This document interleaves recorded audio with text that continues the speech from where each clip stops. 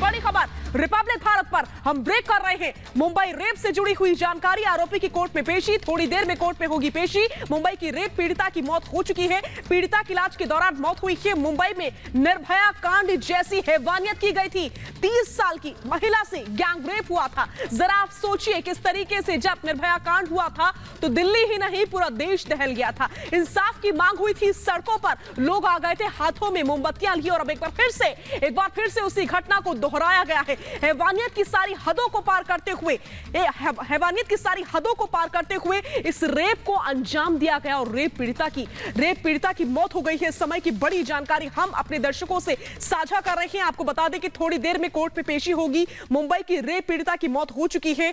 30 साल की महिला से गैंग रेप हुआ था और गैंग रेप की सभी हदों को पार कर दिया गया था। एक बार फिर से हम शर्मसार हैं। एक बार फिर से हमारे समाज में ऐसे लोग उभर कर सामने आए हैं जो कि इंसान कहने के लायक नहीं है, जिन्होंने हैवानियत की, दरिंदगी की सभी हदें पार कर दी हैं। जब निर्भया कांड हुआ था तो कुछ कानून बने थे, हालात इतने बदले थे कि ऐसा लग रहा था कि अब देश में सुधार होगा। ऐसे लोग जो इस तरह की वारदातों को अंजाम देते हैं अब वो नहीं होंगे। लेकिन कई साल बीतने के बाद भी हालात जस के तस हैं। आज कई साल बाद मुंबई से ऐसी खबर हमें तकलीफ दे रही है। साके नाका की जो घटना है ये बहुत ही दुर्भाग्यपूर्ण है। हम इसकी निंदा करते हैं और जिस प्रकार से ये घटना हुई है, एक प्रकार से मानवता को कालिख पोतने वाली ये घटना है। दिल्ली की निर्भया की घटना को, उसकी जो याद है उसको ताज़ा करने वाली इस प्रकार की ये घटना है।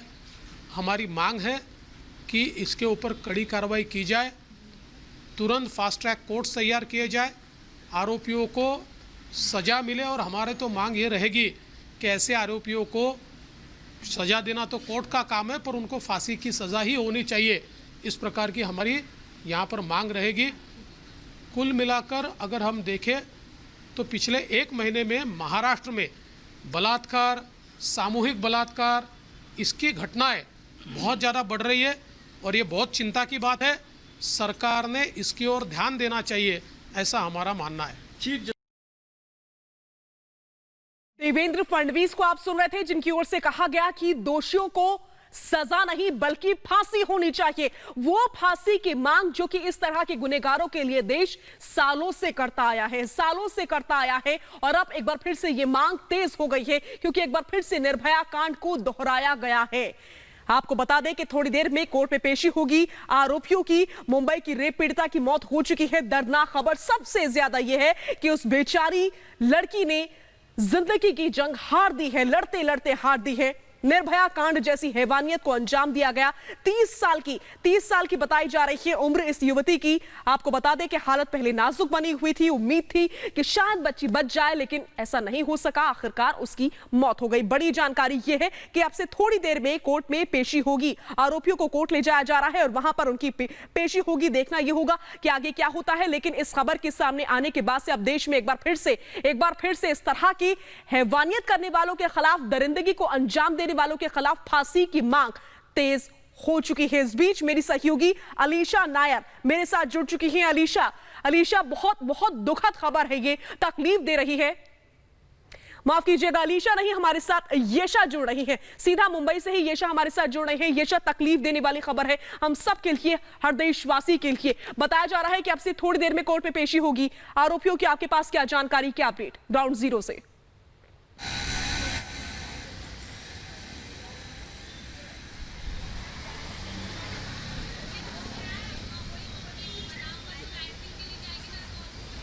जी, तो जैसे आप देख सकते हैं यहीं बांद्रा कोर्ट में ही उनकी पेशी की जानी थी। आइडियली पहले जो था क्योंकि साकीनाका में जो अक्यूज है उनका अरेस्ट हुआ था तो उनकी जुरिस्डिक्शन कोर्ट अंधेरी आता था, लेकिन आज जो हॉलीडे कोर्ट है इसी के चलते यहाँ पे अंधेरी कोर्ट में उनकी पेशी की जानी है। अब जैसे हम जान सकते हैं कि कल रात को उनका अरेस्ट किया गया है और अरेस्ट के बाद की प्रक्रिया चलते हुए कोर्ट जो पुलिस है वो उनकी रिमांड की मांग करेगी, क्योंकि ये जो केस है अभी जैसे हमें इन्वेस्टिगेशन ऑफिसर्स के द्वारा बताया गया था कि क्योंकि जो विक्टिम है उन्होंने दम तोड़ दिया है, उसी के चलते जो विटनेस है उनके बेसिस पे आइडेंटिफिकेशन किया जाएगा ये पर्टिकुलर अक्यूज का, क्योंकि यही अक्यूज है जो परसों रात को तकरीबन 8 बजे के आसपास ये विक्टिम थी, वो निकली थी अपने घर से अपनी बहन के घर पे गणपति के लिए सेलिब्रेशंस के लिए जाने के लिए। लेकिन साकी नाका पे जो है वहीं पे एक पर्टिकुलर जगह जैसे खैरना रोड है, वहाँ पे उन्हें रुकाकर एक ट्रक में जो है उनका बलात्कार किया गया था, जिसी के चलते अब हमने देखा था कि ये जो ट्रक है उसकी भी पुलिस ने कस्टडी ले ली थी, उसकी फॉरेंसिक जांच की जानी है। लेकिन जो विक्टिम थी उन्होंने काफ़ी एक फ़ाइट की थी, लेकिन उसी के चलते, लेकिन जहाँ उन्हें राजौरी हॉस्पिटल में एडमिट किया गया था, उनकी सर्जरी भी की गई थी और उन्हें वेंटिलेटर पे रखा गया था, लेकिन उनकी हालत जो है काफ़ी नाजुक बताई जा रही थी डॉक्टर्स के द्वारा। यहाँ तक कि वो अपना स्टेटमेंट भी नहीं रिकॉर्ड कर पा रही थी और विटनेसेस की जो स्टेटमेंट है उसी के बेसिस पे अब जो है इन्वेस्टिगेशन की जाएगी। ठीक है येशा, आप नजर बनाए रखें, एक बार फिर से आपके पास अपडेट्स के लिए लौटेंगे। इस बीच देवेंद्र फडणवीस की ओर से क्या कुछ कहा गया है इस पूरे मामले को लेकर के, एक बार फिर से अपने दर्शकों को सुनवाते हैं। साकी नाका की जो घटना है ये बहुत ही दुर्भाग्यपूर्ण है, हम इसकी निंदा करते हैं। और जिस प्रकार से ये घटना हुई है, एक प्रकार से मानवता को कालिख पोतने वाली ये घटना है।